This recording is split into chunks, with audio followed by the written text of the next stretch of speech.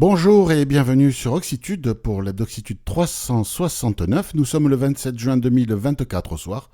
Et pour faire le tour de l'actu des nouvelles technologies de l'accessibilité cette semaine, Jacques et Yannick sont de la fête. Bonsoir tous les deux. Bonsoir. Vous allez bien? Oui. Chaudement. Chaudement. Ça y est, c'est pas moi.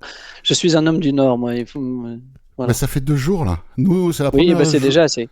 Voilà. Nous, ça fait... On a eu 30 aujourd'hui. Voilà. Vous savez quoi? Moi, j'ai mis la clim. Moi aussi. Parce que, justement, la mienne a eu la mauvaise idée de tomber en panne. Voilà. Oui, c'est vrai. Voilà. Oui. Parce que moi, je suis un pauvre, donc c'est la première fois de ma vie que j'ai une clim chez moi. Je l'ai mise. C'est agréable, hein? Ouais, c'est bien.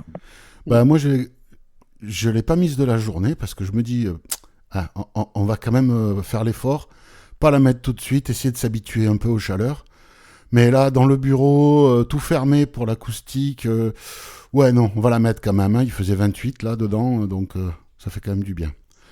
Mais juste le temps de l'enregistrement, du montage, et puis après, voilà. Bon, sinon, quoi de neuf par chez vous? Rien. Bon, le travail. Le travail. Bon, écoutez, on attaque? Oui. Yannick, à toi l'honneur. Je vais attaquer même d'ailleurs. Je vais remercier un tas de gens parce que vraiment là, vous êtes de plus en plus nombreux. Ultrason. Bravo. Ah, t'as vu ça? Alors, on va remercier parce qu'il n'y a pas que lui quand même. Il y a d'autres récurrents. Il y a d'autres récurrents quand même. Oui. Alors, on remercie Jean-Marc, Lionel, Marinque, Nicolas, Patrice, Sébastien, qui est aussi lui très très fréquent, Tamara aussi, Tony et Ultrason. Alors, si comme eux, vous avez envie de rallonger la liste, il y a un formulaire de contact. Alors, c'est pas juste pour demander à être dedans, hein, parce que sinon, Philippe va avoir du mal. Sur oxitude.org/contacter.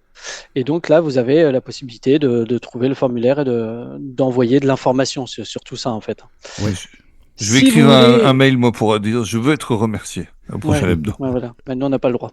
Merde. Si vous voulez faire des dons, tu peux faire comme ça si tu veux être remercié. Tu fais un don. Je vais faire ça alors. D'accord. Donc, si vous pouvez faire des dons via PayPal ou en crypto-monnaie, donc sur oxitude.org/don au singulier. Et puis, vous pouvez aussi passer par Amazon. Donc là, ça ne vous coûte pas plus cher. Et puis, nous, ça nous aide. Donc, oxitude.org/Amazon. Et là, vous serez redirigé vers le site d'Amazon et vous pouvez faire vos achats directement.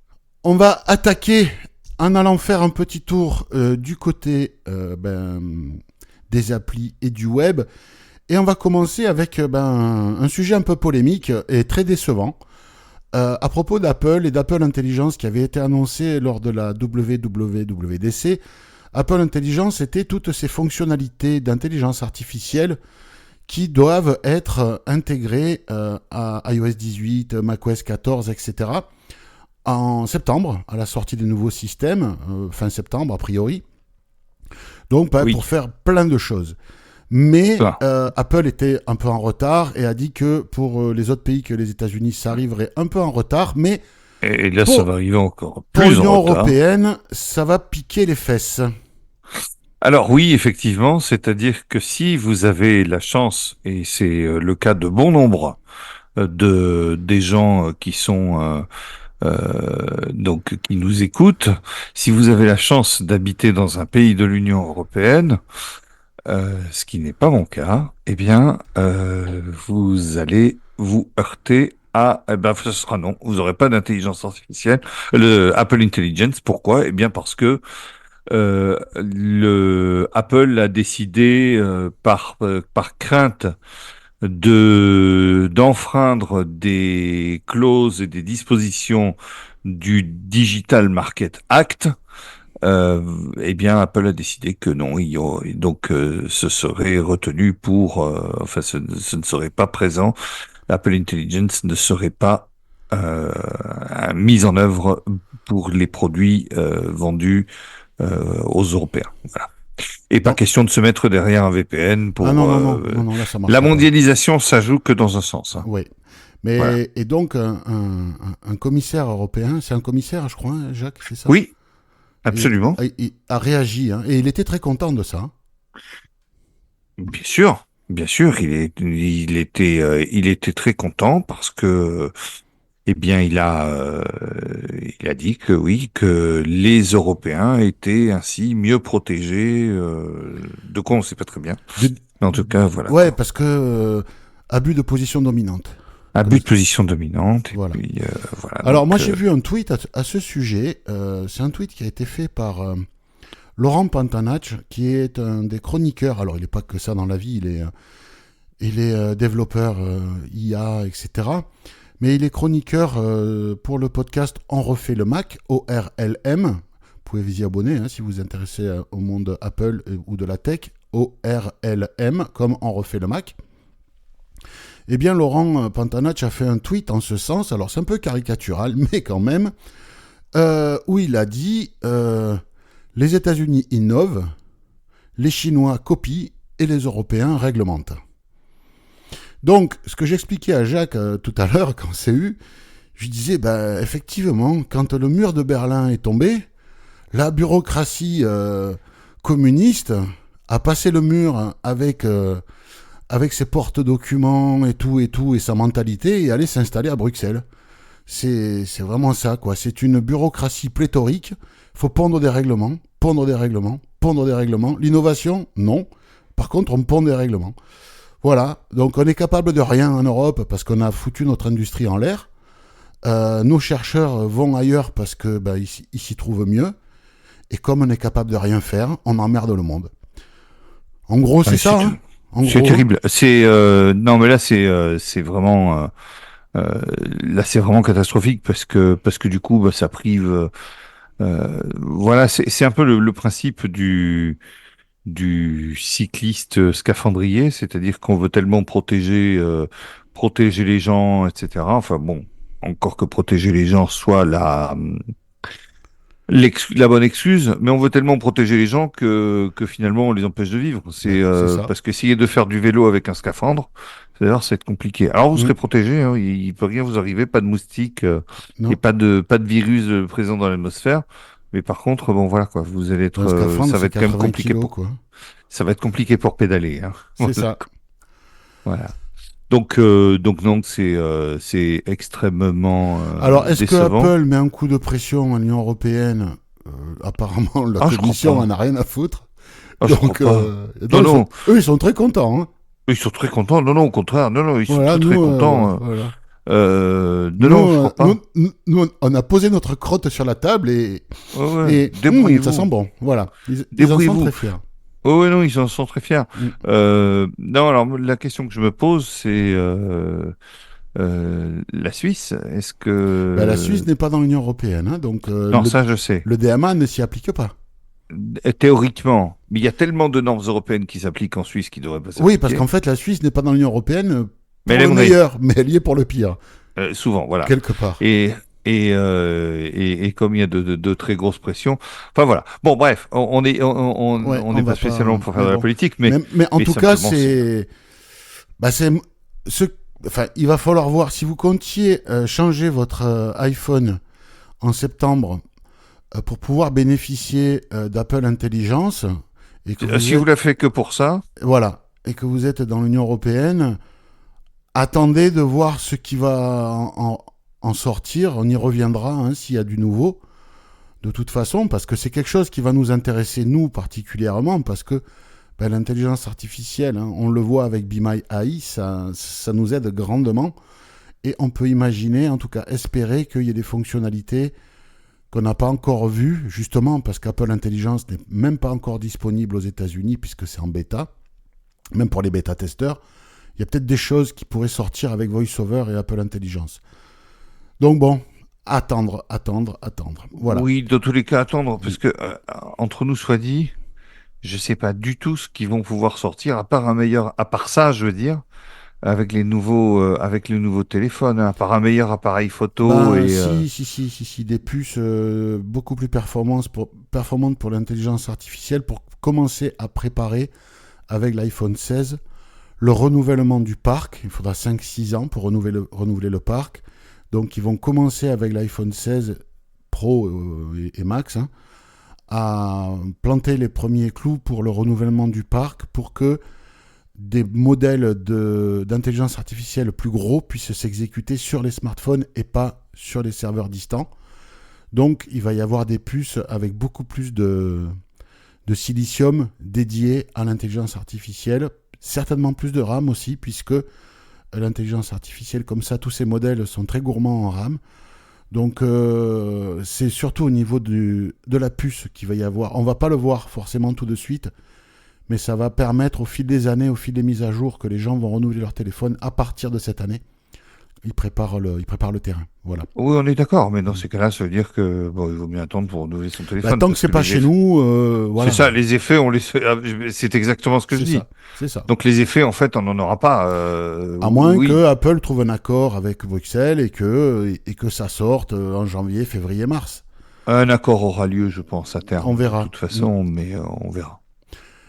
On en a parlé la semaine dernière, c'était une release candidate. Yannick, ça y est, c'est sorti. Bah oui. On l'avait dit, enfin vous l'aviez dit.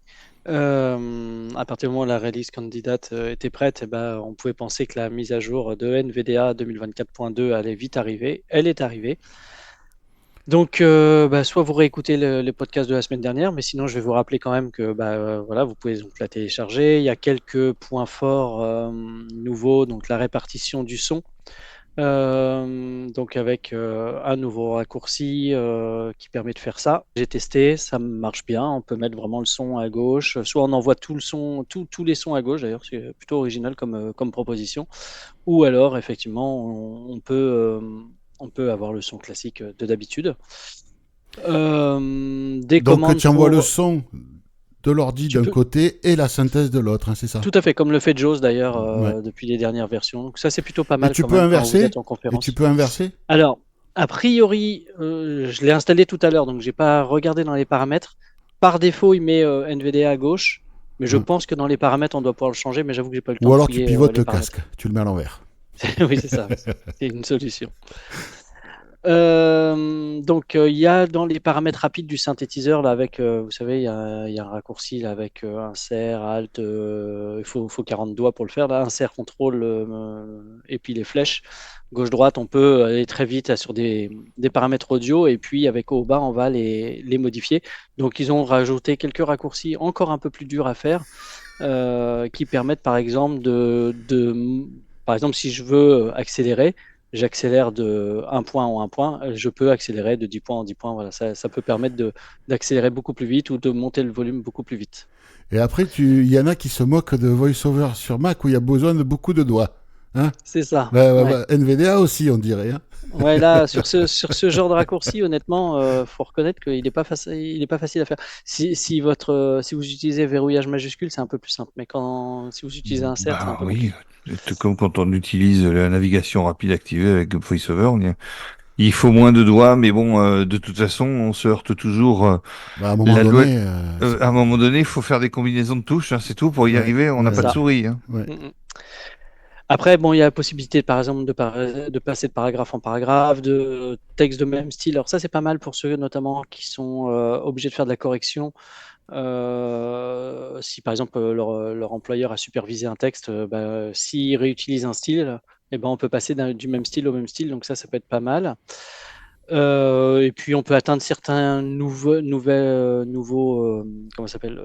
composants. Par exemple, on peut atteindre une barre de progression, on peut atteindre une figure, on peut atteindre une formule. Voilà. Ils ont rajouté un affichage vocal dans les modes braille. Ça veut dire que l'afficheur braille écrit exactement ce que dit la synthèse. Ça existait dans JAWS déjà, ça? Je crois que oui. Ouais. Ouais, c'est vrai. Ouais. Il y a les nouveaux, une meilleure prise en compte pour les Braillage S2 et S3. Donc pour les utilisateurs de Braillage, ça vaut vraiment le coup de faire la mise à jour. Une mise à jour de l'Iblouis, voilà quoi. Et puis, après les corrections classiques et habituelles. Donc je vous rappelle que quand vous faites ce genre de mise à jour, donc surtout on redémarre le PC. Moi quand je l'ai installé par exemple, j'avais vraiment un dysfonctionnement aussitôt. Et dès que j'ai redémarré mon PC, j'ai réglé le problème. Donc, vraiment, après une mise à jour de NVDA, on redémarre. C'est quand même bizarre que l'installateur ne le propose pas. Oui, c'est vrai, d'ailleurs, il ne le fait pas. Ouais, il pourrait redémarrer. Bon. Voulez-vous redémarrer? Vous devez redémarrer Il est votre conseillé de ordinateur. redémarrer Ce pour. que font Il est d'ailleurs conseillé, les oui, non. installateurs comme Bah Jaws. ouais. Ouais. Ouais, Bon. c'est vrai. Il est conseillé de redémarrer l'ordinateur, oui, non. Bah tu fais oui, ça redémarre, puis c'est tout. C'est ça. Marink nous a fait passer une info à propos de l'application du Tour de France cycliste. La semaine dernière, on a parlé de l'application de la Coupe d'Europe de football, qui était bien accessible. Et on avait abordé l'application du Tour de France cycliste en particulier. Moi, je disais que ça faisait quelques années que je ne l'ai pas testé, puisque bon, voilà. Et à l'époque où j'avais voulu la tester, c'était pas terrible. Et là, en fait, Marink nous dit que non, c'est accessible et que c'est un bon complément aux émissions de télé et aux guides que propose Handicap Zero. Ça fonctionne sur Android, sur Smart Vision 2 et 3. Et là où c'est pas mal, c'est que on a des notifs. On peut recevoir des notifs sur pas mal de trucs, qui a gagné l'étape, qui est le maillot jaune suite à l'étape, l'effet de course, etc. Et si on active la géolocalisation, on peut être également notifié si il passe à proximité. Donc si vous voulez aller essayer de récupérer des saucissons cochonous que les hôtesses vous balancent à travers la figure au moment où la camionnette passe. Donc moi je l'ai installé cet après-midi pour voir ce que ça donnait sur iOS, parce que là Marink nous parlait de l'application Android. Et alors le peu que j'ai regardé, ça a l'air accessible sur iOS aussi. Donc écoutez, si vous aimez le Tour de France, n'hésitez pas à installer l'appli, c'est gratos. Est-ce qu'on peut écouter Radio Tour?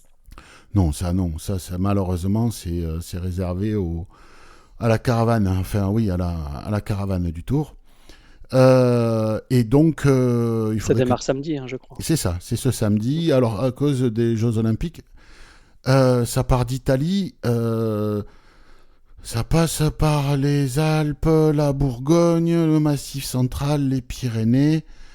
Ça va passer pas loin de chez moi, au retour des Pyrénées, pour aller dans les Alpes et puis arriver à Nice. Et pas à Paris, puisque on va devoir se taper Hidalgo qui patauge dans la Seine. Donc, ça c'est pas fait. Oh, mais il y en a qui vont s'occuper de la balancer dedans, j'espère. Au prix où ça coûte.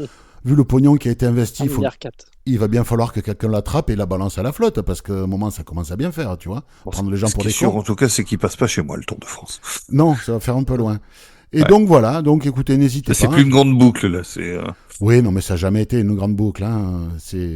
Voilà.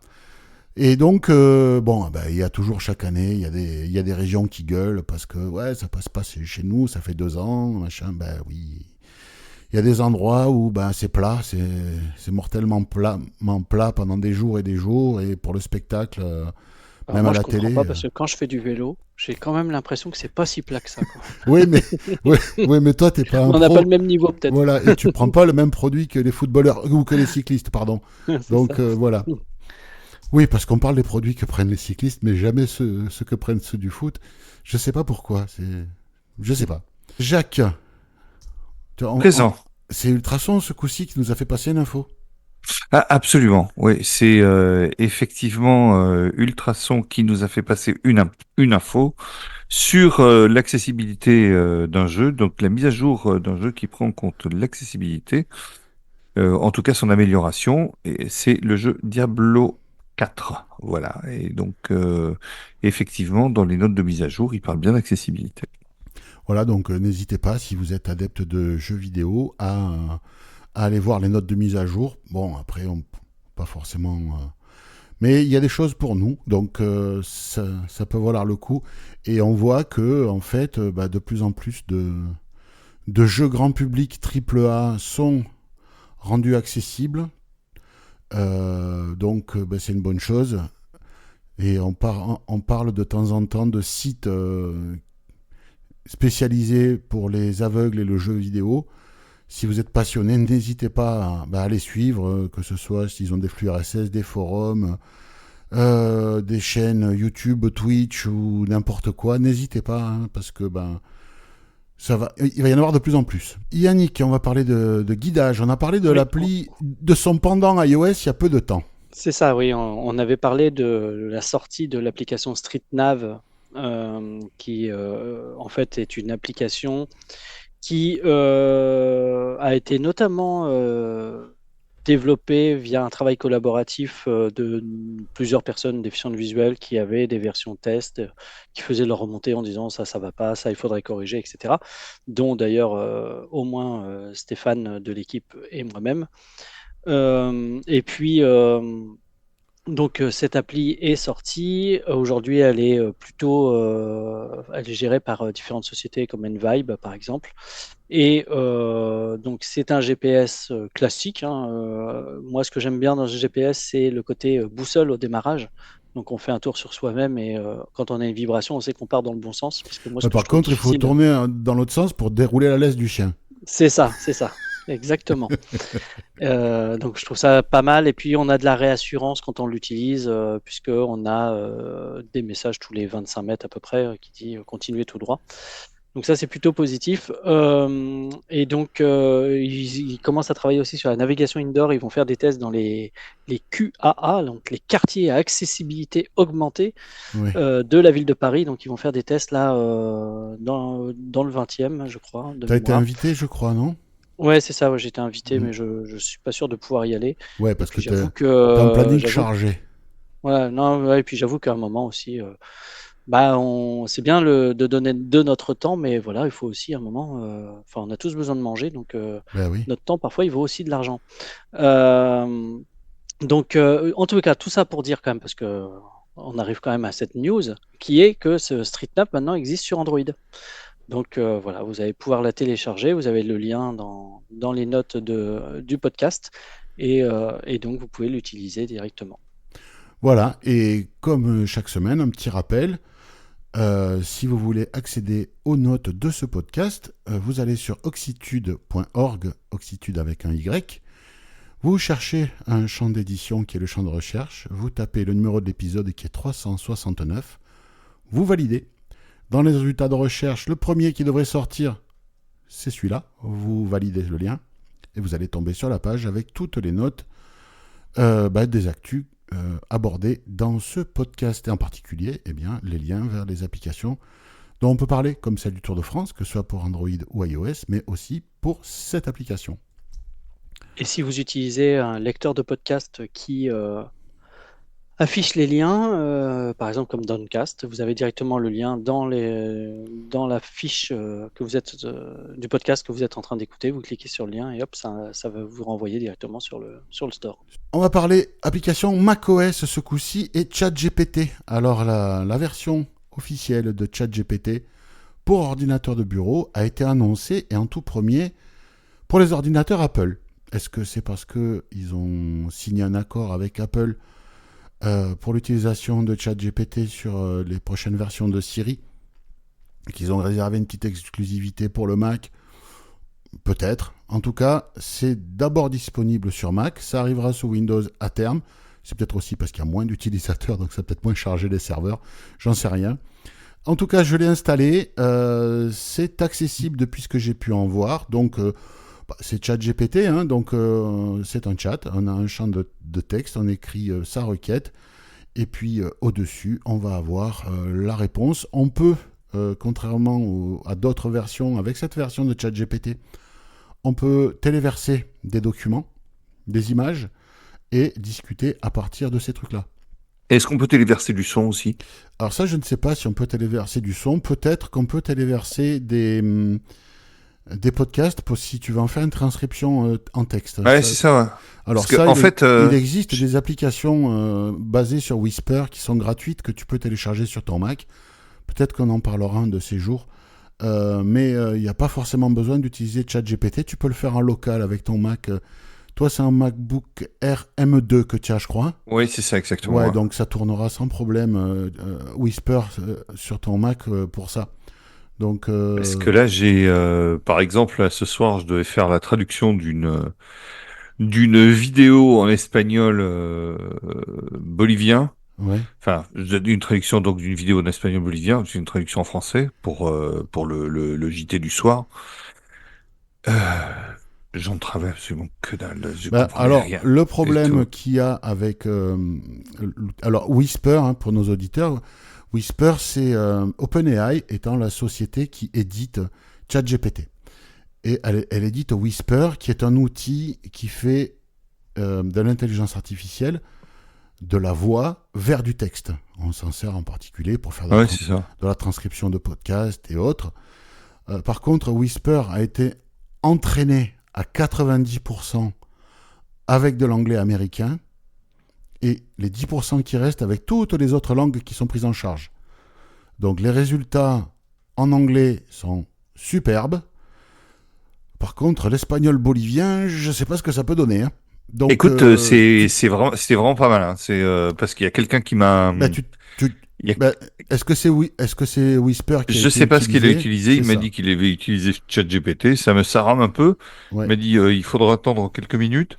Ah bah ça, mais il est revenu. C'est normal. Mais il est revenu. Oui, bien sûr. Mais il est revenu avec le texte. C'était. Oui. Non, mais vraiment même les comment dirais-je, même les trucs, les idiomatismes, les trucs d'accent. Enfin, ouais, c'était vraiment. C'était assez bluffant. Ben, tant mieux. En tout cas, donc elle est disponible, elle est gratuite. Il y a le lien. Hein, on vous a expliqué comment faire pour venir le trouver.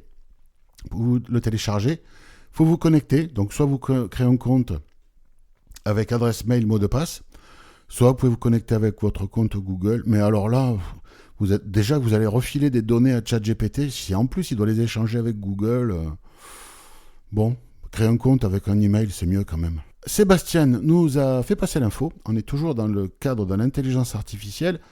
Ce coup-ci, c'est Be My Eyes pour Windows qui a été mise à jour et qui désormais est localisé en français. Ouais, et le chat aussi. Oui, ça marche très bien. D'office, vous lui envoyez une photo ou il prend une photo et il fait toute la description en français. Soyez prudent sur une petite chose quand vous prenez une photo avec le PC.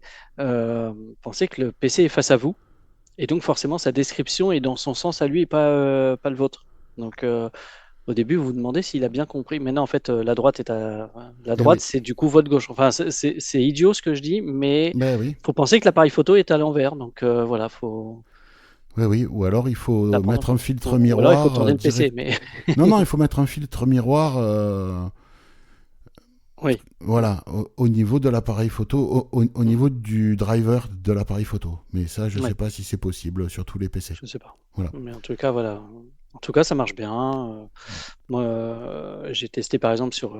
Il a pris le conducteur de l'hebdo et il m'en a fait une synthèse. Donc voilà. Bon, bah écoute, très bien. Et oui, c'est dans le Windows Store, hein, c'est ça?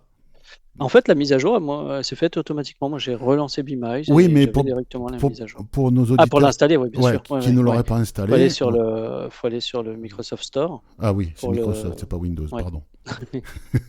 Microsoft Store. Dans le reste de l'actu, Yannick, c'est à toi l'honneur.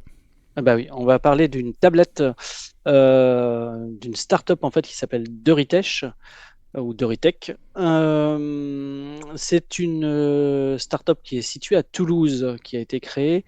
En fait, régulièrement, on voit quand même des innovations autour des tablettes tactiles sur cette zone, parce que le CNRS, des laboratoires et l'IGA de Toulouse travaillent main dans la main pour développer souvent des trucs autour de la cartographie, etc. Donc là, l'idée, ils prennent une tablette. Globalement, quasiment toutes les tablettes, alors je suppose que c'est des tablettes Android, fonctionnent.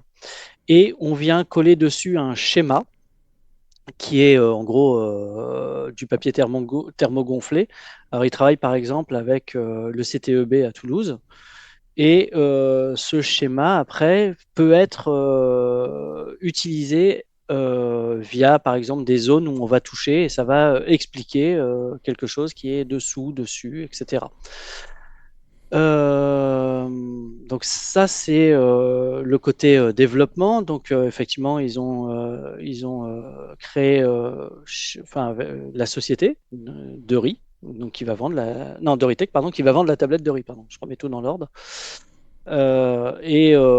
Donc, ils ont fait pas mal de tests. Ça donne des choses assez efficaces, apparemment. Donc, en fait, pour comprendre, c'est un papier qui est thermogonflé. Oui. Hein, le papier est. on le vient l'appliquer. Alors je pense quand même que c'est un papier, un peu spécifique quand même, parce qu'il doit y avoir les zones de boutons qui sont indiquées. Voilà. Il faut que ce soit tactile. Mais il y a du relief dessus. C'est ça. Et donc, la feuille est adaptée au contenu qu'il va y avoir sur l'écran. C'est ça. Donc imaginons par exemple. S'il y a une carte de France. Voilà, je touche la carte de France. Je vais avoir les départements, les villes et les fleuves. Tel département, et je peux avoir une explication du coup sur ce département, etc. Sur les montagnes, voilà. Alors ça peut être des explications sonores, mais ça peut être aussi des sons bien précis, etc. Donc la cible, évidemment, c'est tout ce qui est enseignement, formation. Vous voyez, par exemple, les formations kiné, etc. On pourrait très bien imaginer ça.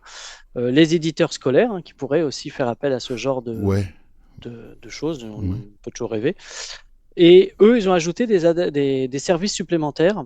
Eux, ils font les adaptations, éventuellement, ils proposent. Si, je sais pas, un centre de formation a besoin de tel contenu, ils peuvent le créer. Et ce qui est intéressant aussi, c'est qu'ils peuvent former, évidemment, à l'utilisation de la tablette, mais ils peuvent aussi former les personnes pour adapter les documents à cette structure, à cette tablette.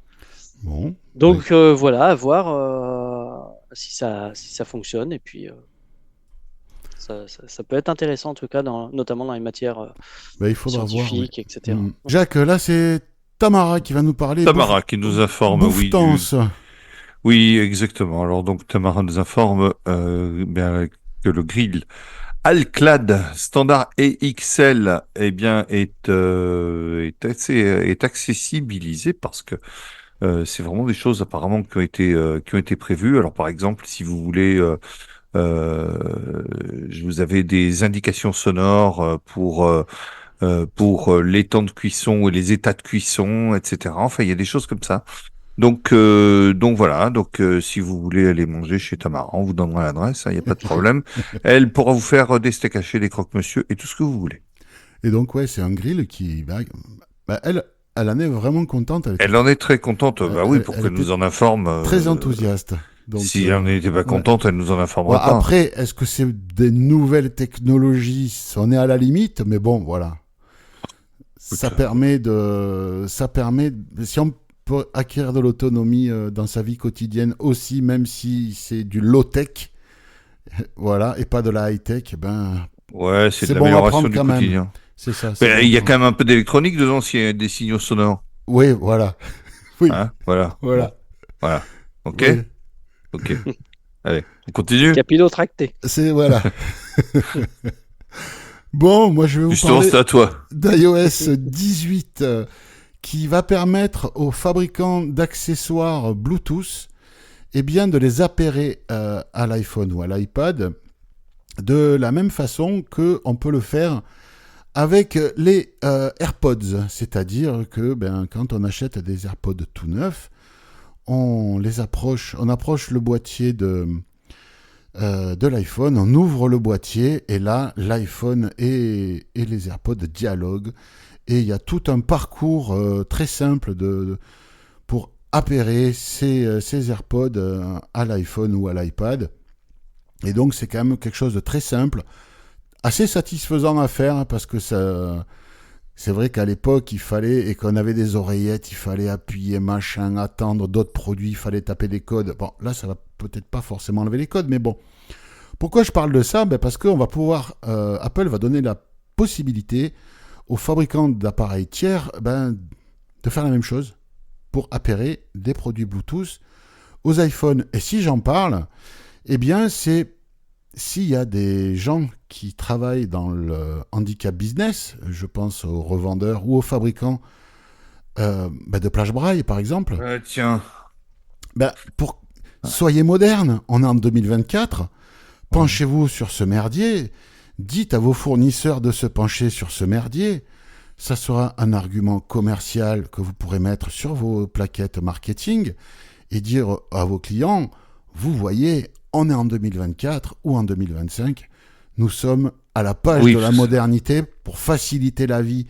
Pour vous faciliter la vie, votre nouvelle plage braille Tartampion braille 40 sortie de la boîte, vous appuyez sur le bouton, l'iPhone le détecte, vous avez 2 boutons à valider et c'est terminé. Voilà, donc chers amis du monde du handicap business, fournisseurs, fabricants ou quoi, allez voir ce billet, allez voir dans le Dev Center d'Apple. Apple a fait des conférences lors de la WWDC sur le sujet à destination des développeurs.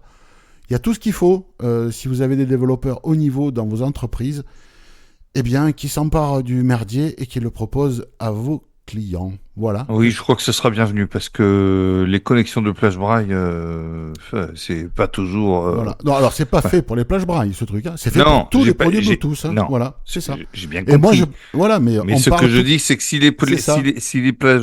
si les plagistes pouvaient éventuellement Ben, implémenter ça, c'est ça pour ça serait que quand même j'ai mis très bien, quoi. c'est pour ça que j'ai mis ce billet au programme ce soir parce que bon, ouais, voilà. Mais oui, c'est surtout pour les plages braille et assimilés quoi. Donc Ouais.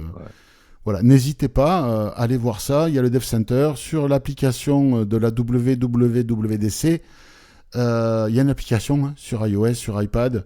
Qu'Apple propose où il y a toutes les vidéos des conférences. Donc, il y a tout ce qu'il faut hein, sur le Dev Center et là-dessus. Donc, envoyez vos développeurs se renseigner, voir comment implémenter ça dans votre futur Braille Truc 40. Et puis voilà quoi.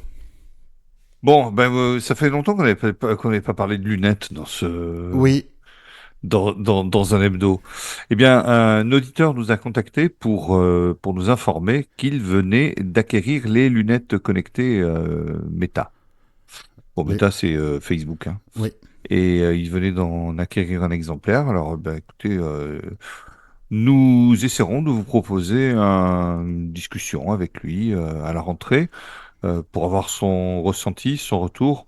Après, bah, il aura tout l'été comme ça pour les utiliser. Après Voilà. plusieurs semaines d'utilisation, eh bien, il viendra nous en parler. Et il m'a dit, d'ailleurs, il m'a fait un mail entre-temps, hein, parce après qu'il m'ait contacté, il m'a fait un mail pour me dire, il y a une mise à jour, il y a déjà des trucs comme ci, comme ça. Donc ça va lui permettre de faire une bonne prise en main et de voir les plus et les moins, voir s'il va au bout de 3 semaines, un mois, les mettre dans un tiroir ou pas. Ça peut être le piège avec ce genre de produit, hein. Ça peut. Hein. J'ai pas dit que ça serait S'il le les a piège. déjà revendus, on Non, mais fera peut-être bon, pas le podcast. bah on verra. En tout cas, oui, ce sont des lunettes qui sont équipées d'une caméra. Il y a de la projection audio. Ça passe. Donc, je crois qu'il y a une partie du traitement qui se fait en local, mais ça passe après sur le smartphone. Donc, voir ce qu'il y a de moyen de faire. Ça fait des photos. Je crois qu'il y a l'intelligence artificielle de vision de Facebook qui est disponible aux États-Unis pour l'instant, qui devrait être déployée dans le reste du monde par la suite. Donc ça peut être intéressant avec des lunettes comme ça, quand on regarde quelque part, qu'on positionne sa tête quelque part, lui demander un peu comme ce qu'on fait avec BeamAI, mais directement sur les lunettes Facebook. Donc voir avec lui ce que ça donnera à la rentrée. On enregistrera un petit podcast pour qu'il nous donne un peu tout son ressenti, les plus et les moins, s'il conseille ou pas ce produit. Et puis voilà, donc on fera. Voilà. Il a l'été pour tester. Yannick, tu étais à la conférence A11Y Paris Eh oui. 2024 qui a eu lieu la semaine dernière. Et oui, comme 600 autres personnes. Ouais. Alors, pas la semaine dernière, mardi Oui, dernier. mardi. C'était en début de semaine. C'est Moi, ça. je suis un peu dévarié là en ce moment. Donc, il y avait mardi, effectivement, la conférence sur toute la journée. Et puis, le lendemain, il y avait les ateliers auxquels je n'ai pas pu participer parce qu'il n'y avait pas assez de place pour tout le monde. Donc, ces journées à 11Y Paris, je crois que c'était la 6e édition de mémoire et elles sont organisées cette année par l'AVH et Tanaguru de mémoire. J'espère ne pas dire une bêtise. Donc, il y avait des différentes conférences dans la journée sur évidemment l'accessibilité numérique. Donc, il y avait des choses autour du design, par exemple. Donc, ça, c'était plutôt intéressant. Il y avait le FIPHFP, donc, qui est un peu comme la GFIP, mais dans le domaine de la fonction publique, qui expliquait qu'il allait aussi mettre de l'argent pour améliorer l'accessibilité et la formation des personnes dans le domaine de l'accessibilité numérique et aussi des acheteurs, par exemple, hein, parce que c'est bien mais peut-être aussi de sensibiliser les acheteurs de logiciels à mettre dans leurs appels d'offres pas l'obligation, mais en tout cas le souhait d'avoir des produits accessibles.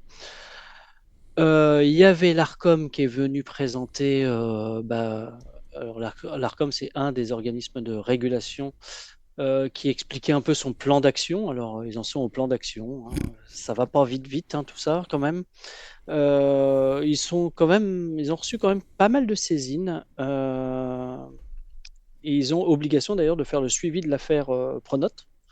Donc c'est quand même, voilà, ils ont été quand même du coup renvoyés sur ce dossier. Le tribunal impose à l'ARCOM de faire le suivi. Mais globalement, bon voilà, ils sont saisis. Alors ils vont faire les analyses. Alors, pour le moment, l'ARCOM, ils sont 2, je crois, pour travailler sur cette question-là de l'accessibilité numérique. Donc en gros, quand vous envoyez un message à l'ARCOM pour dire tel site n'est pas accessible, bah, ils sont 2 à aller vérifier. Et ils se sont dit que peut-être faire appel à l'intelligence artificielle serait une solution, sauf que l'intelligence artificielle, on le sait très bien, fonctionne plutôt à peu près pour le moment aux alentours de 30% dans la vérification de l'accessibilité. Donc c'est trop peu pour que ce soit vraiment efficace. Donc ils se sont fait pas mal tacler sur cette question-là, l'ARCOM. Mais au moins, eux, ils sont venus, contrairement à la DGCCRF, qui pour le moment ne donne pas son plan d'action. On ne sait pas trop ce qu'ils vont mettre en place, parce qu'eux aussi vont avoir pour mission de travailler sur les sites de e-commerce. Il y avait une présentation du travail du Luxembourg, qui est quand même beaucoup plus avancé que nous, il faut le reconnaître, sur ce qu'on appelle le RAWeb, donc le référentiel d'accessibilité du web, mais aussi le RAM, donc le référentiel d'accessibilité des applications mobiles, et le RAPDF, donc voilà, comme le nom le dit, des fichiers PDF. Donc eux, ils sont beaucoup plus avancés que nous. Tout simplement avoir un RA, un référentiel d'accessibilité, N numérique, un RAN. Alors et oui, c'est vrai, mais tu vois, c'est quand même intéressant d'appliquer des règles à une application. Oui, on est d'accord, mais après tu peux avoir des... Oui. Voilà. Après, peut-être que ça va se recentrer sur tout ça. Mais c'est vrai qu'ils ont présenté, et tout est en open source, tout est libre. Voilà. Qui veut vient travailler avec eux, se servir. Franchement, bravo au Luxembourg pour tout le travail qu'ils font, parce que je suis pas sûr qu'ils aient les moyens de la France, et pourtant, en tout cas, en termes humains, je veux dire. En termes humains, je parle. Ah, ouais, ils ont les moyens de recruter, en tout cas. Oui, tout à fait. Ouais. Et puis, on a eu un grand moment de solitude, puisque toutes les entreprises, à peu près les grosses entreprises de l'accessibilité numérique, étaient présentes pour une table ronde. Donc, Ideance, Coena, je suis en train d'en oublier, Temesis, Tanaguru et compagnie. Et donc, ils étaient là, et il y avait la DINUM. Donc, la DINUM, c'est la délégation interministérielle au numérique. Et la demande en fait des sociétés, c'est de faire évoluer le RGA, qui en est à sa version 4.1.2, pour aller vers un RGA justement qui prendrait en compte les applications, qui prendrait en compte les nouveautés du web et qui prendrait en compte les documents PDF. Et là, on nous a expliqué quand même que oui, il fallait le faire, mais que ça allait prendre du temps, et qu'il fallait du temps, et que les journées ne faisaient que 24 heures, et que la DINUM, ils sont débordés. Donc je peux vous dire que l'évolution du RGA, on n'est pas près de la voir. Et surtout, en fait, à force de trop vouloir attendre, on va avoir un RGA qui ne correspond pas à la réalité du web. Et qui ne correspond surtout pas à la réalité. Ça, je pense qu'ils s'en foutent. Et qui ne correspond surtout pas à la réalité des normes européennes. Donc en fait, on est en train d'évaluer, grâce au RGA, des sites. On va donner un taux de conformité, mais c'est un taux de conformité par rapport au RGA qui n'est pas en fait la conformité européenne.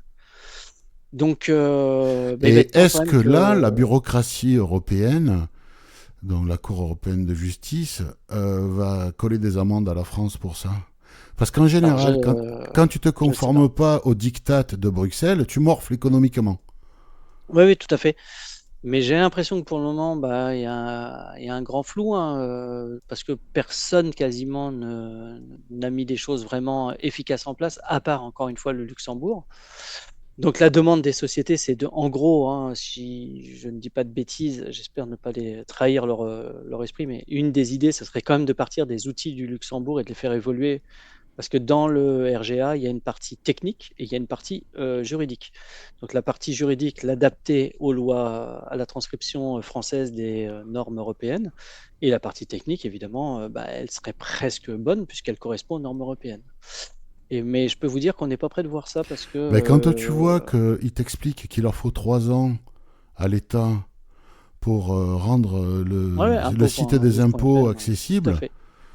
D'ailleurs, il y a eu une prise de parole en présence de la personne du FIPHFP, d'une personne non-voyante qui a dit mais moi vous êtes bien gentil, mais moi si je paye pas mes impôts, vous allez me tomber dessus. Par contre là, vous permettez de ne pas rendre accessible votre site des impôts. oui. Et cette personne avait d'ailleurs été très largement applaudie par oui, mais bon, personne présente. Je pense que la personne du FFI machin là, elle est partie, celle en a touché une sans faire bouger l'autre, comme disait Chirac. Hein. Peut-être. Donc voilà un peu, c'est toujours un peu la même chose. Hein. C'est vrai qu'on fait des constats, on fait des quid de la suite. On va faire ouin sur les réseaux sociaux, comme ça on se mettra en conformité avec nos associations. Moi, ce que j'ai vu, toi tu étais dans les conférences. Moi, j'ai vu passer des comptes rendus sur Twitter de cette conférence à 11Y Paris. Et j'ai eu l'impression de lire les mêmes tweets que l'année dernière et l'année d'avant et encore l'année d'avant. Je me dis, mais là, on se mord la queue. On arrive tellement à se mordre la queue qu'on va attaquer la nuque. À un moment, il va falloir trouver d'autres façons d'agir que de faire des conférences. Parce que les conférences, c'est bien gentil, hein, ça doit occuper du monde, hein, ça justifie des salaires, ça justifie des trucs. Mais au final, est-ce qu'il y a une déclaration commune avec des engagements au bout, des volontés de constituer, je sais pas moi, une confédération d'associations pour mettre un pot commun pour porter plainte. Voilà. Toutes ces associations qui participent à cette conférence auraient pu se dire maintenant il y en a marre. Ça fait X années que dans toutes nos conférences on raconte la même chose sur l'accessibilité numérique, ça va pas. Faisons une confédération et puis les associations intéressées viennent, mettent au pot et puis on recrute des avocats et on attaque. On a vu qu'avec HappyDV, ça avait marché. Ça avait marché. Ils attendent quoi ? Ils attendent quoi, tous ces gens ? Ils font des conférences. Voilà. 2 jours par-ci, 3 jours par-là, un week-end par-ci, 4 jours par-là. C'est bien. C'est de l'hôtel, de l'avion, du TGV première classe. C'est sympa. Alors, peut-être pas du première classe, hein, mais bon... Voilà, mais bon, en même temps, on le répète d'une fois sur l'autre. Mais moi, sur Twitter, j'ai eu l'impression, j'aurais pu avoir la curiosité, mais bon, j'ai pas eu envie d'aller de redescendre aussi loin. Mais je me suis dit, mais ce truc-là, c'était comme l'année dernière, quoi. C'est chaque fois que je vois une conférence sur l'accessibilité numérique, je vois les mêmes tweets. À quoi ça sert au bout d'un moment ? Enfin bon. Je sais pas. Il doit y avoir une utilité. Hein. S'ils les font, ils doivent trouver une utilité. Voilà. Est-ce qu'il y a une déclaration commune à la fin de signer par tous les participants pour dire cette année, on constate ci, on constate ça. On a décidé de. Est-ce qu'il y a eu des décisions de prise ? J'ai rien vu en ce sens. Peut-être qu'il y en a eu, hein, mais en tout cas, j'ai rien vu sur Twitter. Dans la foire aux questions cette semaine, nous avons une question de Lionel. Bonjour à toute l'équipe. Une petite question pratique et santé.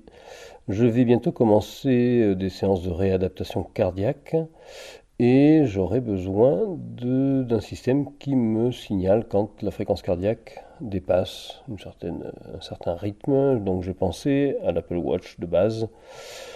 Je suis allé voir donc un magasin spécialisé Apple. La vendeuse a tout à fait pu me dire le prix des montres, mais n'a pas pu me dire si on pouvait programmer une fréquence au-delà de laquelle la montre ou le téléphone émettrait un signal qui pourrait me dire que là, il faut ralentir.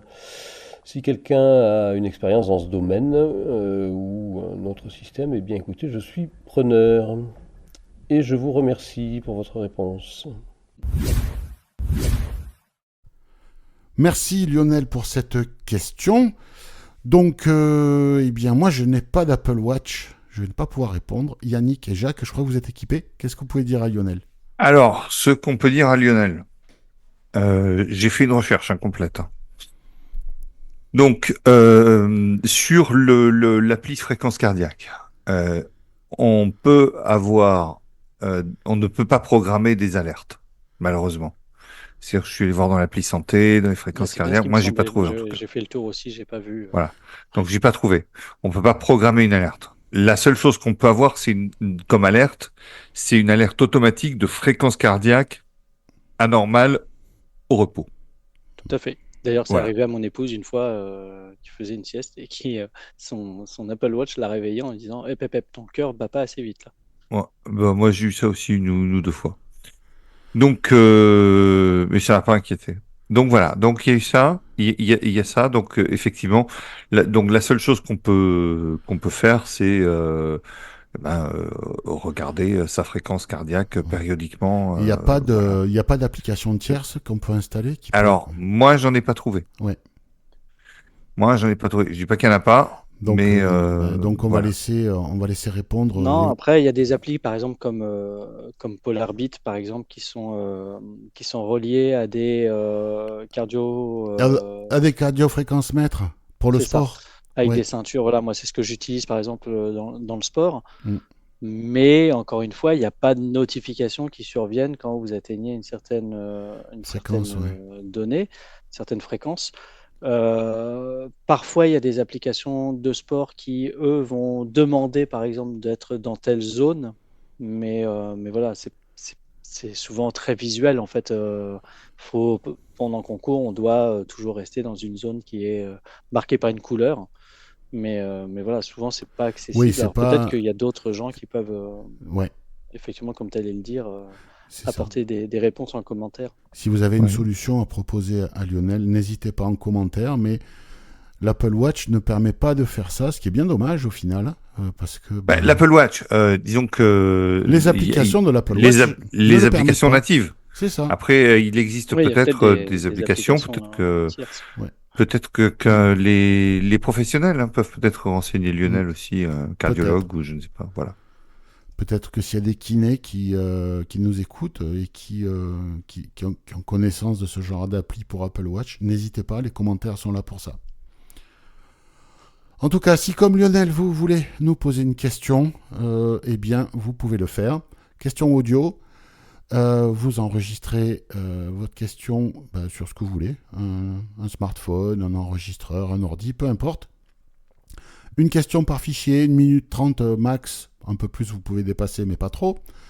Vous vous mettez dans une acoustique sonore feutrée pour que ce soit agréable à l'écoute et vous nous envoyez le fichier audio à l'adresse FAQ comme foire aux questions, donc faq@oxitude.org, Oxitude avec un Y.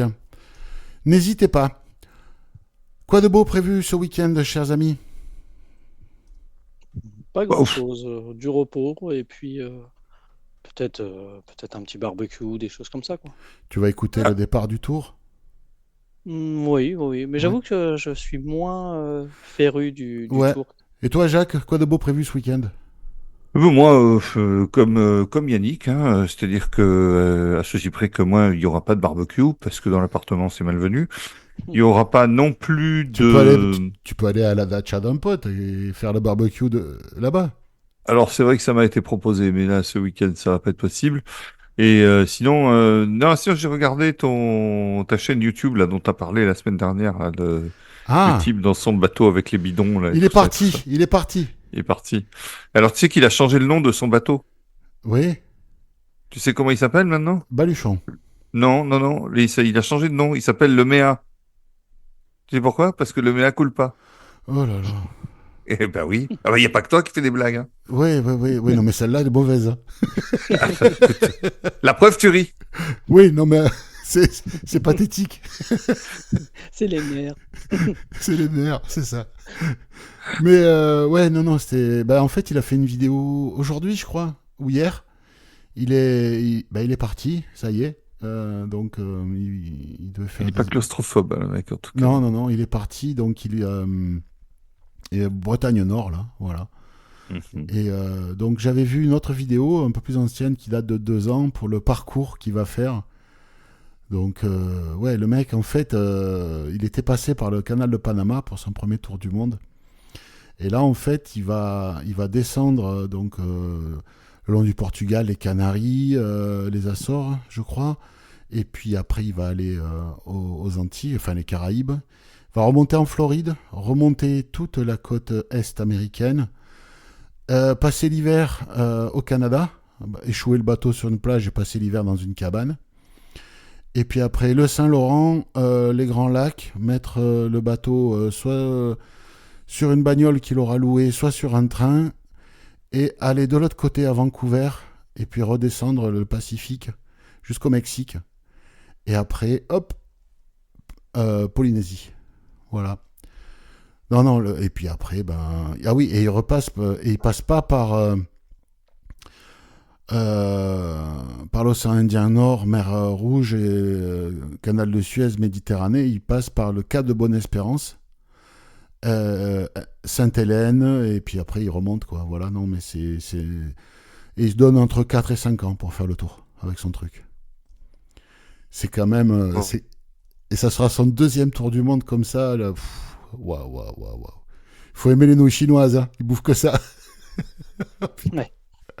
Enfin, voilà, écoutez, ouais, si vous savez pas trop de quoi on parle, vous pouvez aller, c'est la chaîne de Yann Keinec, il me semble. Je me souviens plus trop de son nom de famille. En tout cas, sur le podcast de la semaine dernière, il y a le lien vers sa chaîne YouTube. Voilà, vous pourrez suivre ses aventures et remonter l'historique de ses vidéos où voilà, il y a pas mal de trucs intéressants, en particulier des bricolages, et même il parle de tout ça. Voilà, en tout cas, merci de votre accompagnement. Portez-vous bien, mangez des légumes, buvez de l'eau, et à très bientôt. Salut. Salut.